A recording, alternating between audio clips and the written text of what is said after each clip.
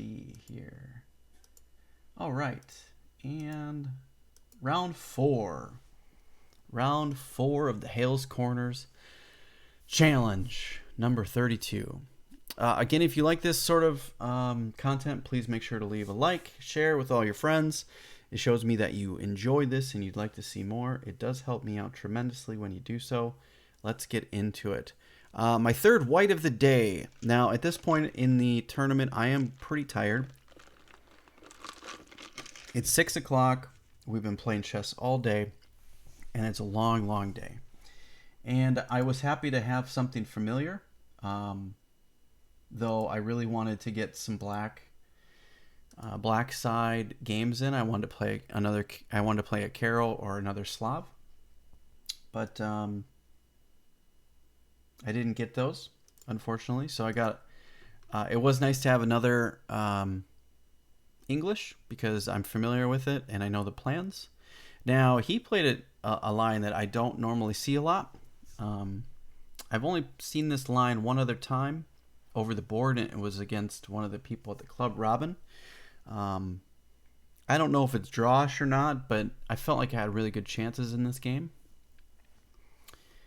But that is where this is the first time this has been played to me over the board. Now, a lot of times what they do is they move back to here. This is the normal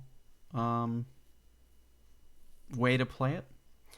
And then you develop the knight to c6 and kind of go from there. He did not play that, and he took. And I thought, oh, okay. Well, my normal moves are to gain the open file and then get castled as quickly as possible. And now we have a very, very interesting game where there's been really no commitment to the center other than that one little trade. There's one little skirmish in the middle, but I have all the play because I've got, all the pawns in the middle. He's traded off essentially a center pawn for a B pawn. So that's a big win for me, I think, positionally anyways. So here I want to just expand in the center. I'm also taking away his ability to ever play E5. At least straight away he's got to do a little bit more to prepare it. And I feel like I've now gained some control in the center, and I have a pretty decent game. Now here he played a weird move, and this was a mistake, I believe. Yeah, maybe not a mistake, but it's certainly, I'm going to guess it's an inaccuracy because now you've taken away a spot for the bishop. And you're almost forced to trade because your only other option is to come here, and that's just ugly. Be aware if you come here, it's easy to get met with that, and now you're coming back here anyways. And then I'm going to come here, and I'm going to peel the bishop off anyways. So it's bad. So he's pretty much forced to take, and I took back. And now I feel like I can get some good play. Now here I was considering playing E4 just right away.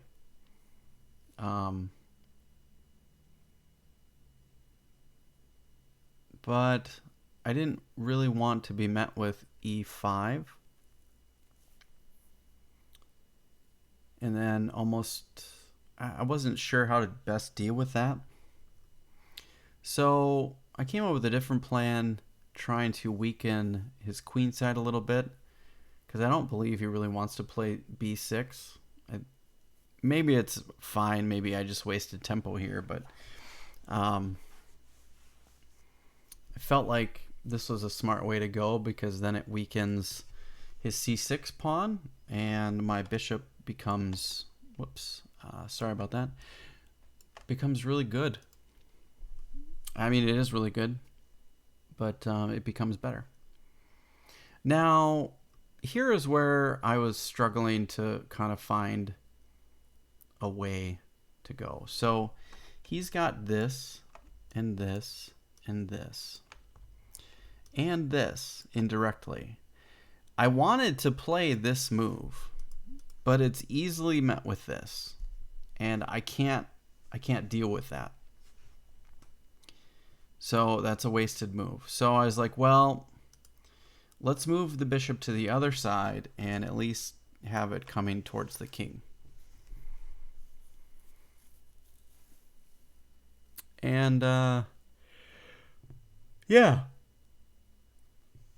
I'm also keeping an eye on this square in case he ever wants to do this type of maneuver. Whoa, not that. You know, I think we're doing okay. And he has trouble dealing with this because I have this bishop. So he has to deal with that, and he does right away by moving his rook to d8.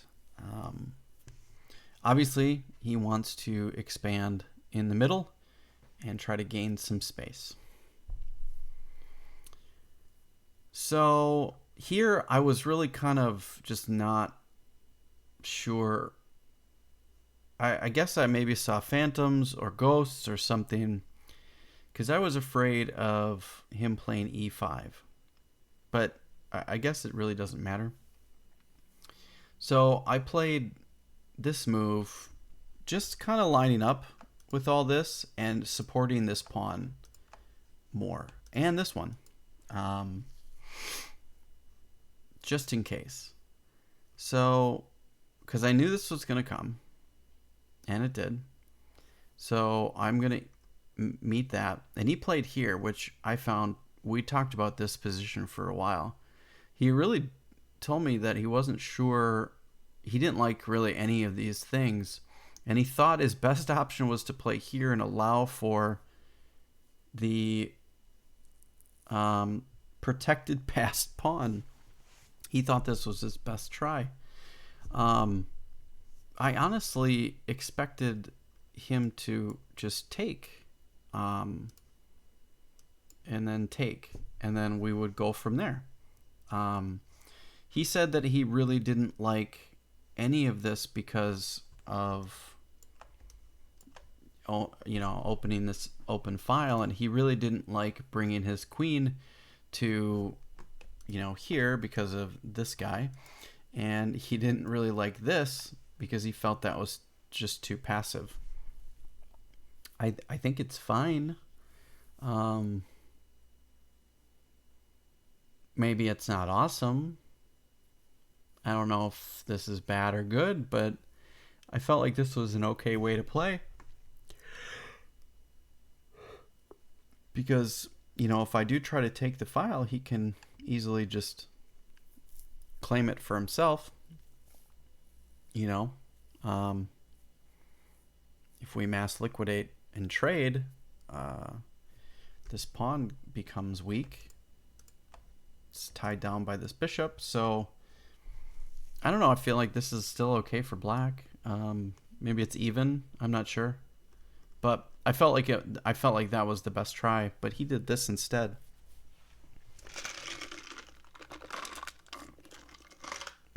Hang on a second. I need to get a drink. I'll be right back shortly.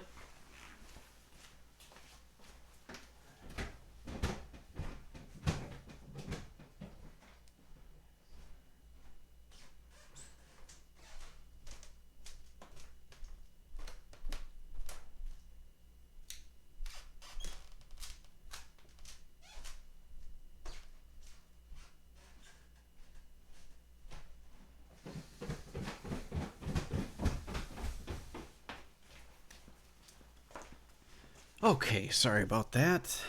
I now have my tea. Okay.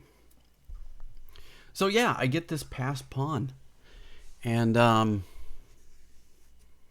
now my plan is to try to convert it and keep it a menace. And he plays here with the idea of bringing the knight to c5, which is a really good plan. And I thought, well, I'm going to try to force him to come into d3. and then, I can come here and here, but he never comes in. And he played f5, and we both thought that that was a mistake. He played it, and then he really thought this was a mistake too, mainly because of this sequence here, because he now allows for this counterplay. And I win a pawn. But it's not super easy to continue. Rook f8, and we get a check. And I gotta be careful because he's coming after my rook, or my bishop, sorry. And, I have this passed pawn, but,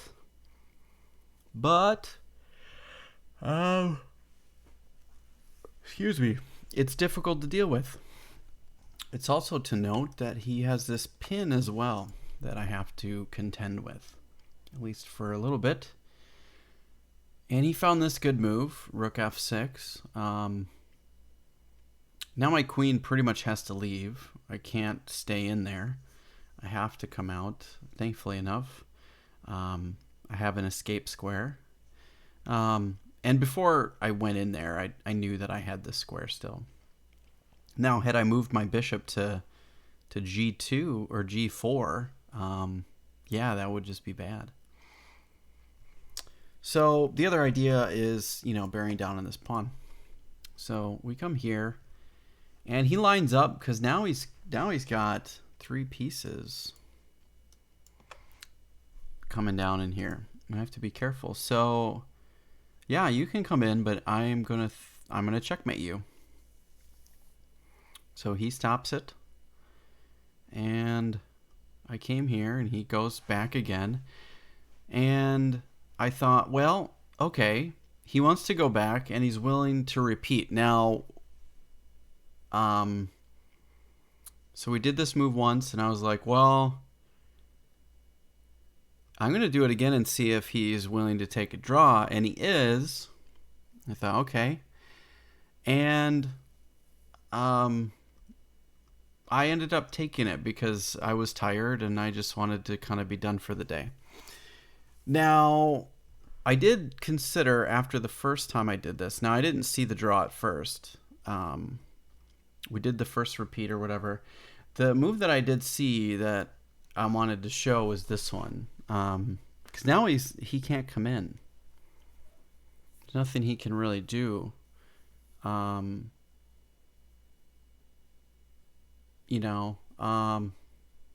That's fine. I'm not really too worried about anything that he would be doing. If he's gonna come here, I can just come here and we're safe. I also can bring this back and do that, or instead of doing that, we can go here. I've got all these options, maybe here, and then start pushing this guy. So I feel like I had all the play in the position, but yeah, I was just certainly tired. Spent like 8 hours of chess. All of my games went to almost time control. So let's see, how much time did I actually spend? So game 1, I had less than 3 minutes on the clock. The game with Mike, round 2, I had less than 5 minutes on the clock. Game 3, I had less than 10 minutes on the clock. So yeah, I've been going to almost time control on every round and spending a good amount of time on my moves. So I felt like I was playing really strong chess. And yeah, here I just ended up taking a draw, and we both kind of finished with a 1.5 score. I had a rough tournament for the both of us, but yeah, overall a good game. I enjoyed this game. I didn't really see a way to progress other than what we just kind of talked about at the end there, but I'm not sure if there's a way through. Maybe there is. Yeah, I think after that, maybe we go here. Oh, he can't move rook f5. What am I talking about? He wouldn't do that. Yeah, I'm not sure. It's tough for I think all the play is on my side. I think it's tough for him to continue because he's kind of locked up.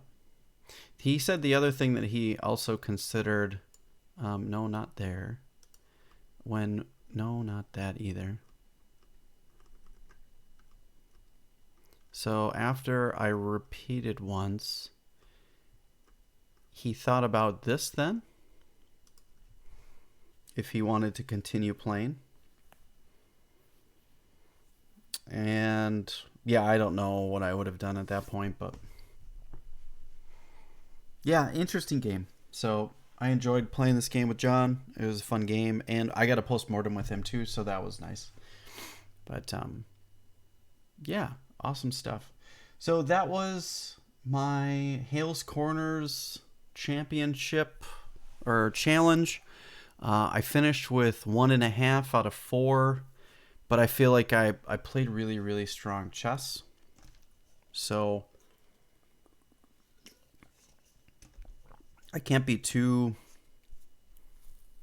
I'm actually pretty pleased with my performance. Felt like I did really well. And I have a lot to learn with some of the with the Slav, and I felt like I had some really good games in the English, so not too bad. All right, thanks for watching, everybody. I'm going to wrap it up. Thanks for watching. It's been a good time. I'm getting pretty tired, so if you enjoy this content, please make sure to leave a like, and I'll catch you guys in the next stream or episode if you're watching this on YouTube. Have a good day, everyone, and we'll talk to you next time. Peace out.